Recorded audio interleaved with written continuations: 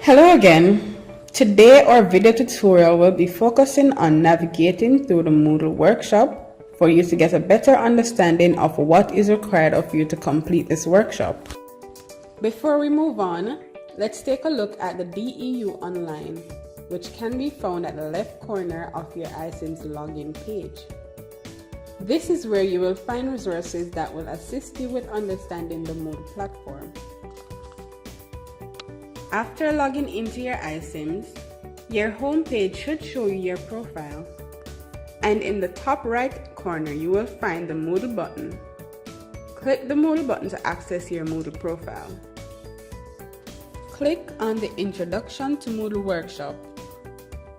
Once you are in the workshop, you will see instructions at the very beginning and the contact information for the unit. Section 1 introduces course resources. This is where your facilitator would add the following items that are listed below.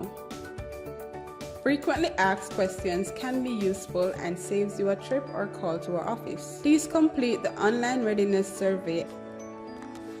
The first activity is posting to the discussion forum, which you might need to do in your courses as well.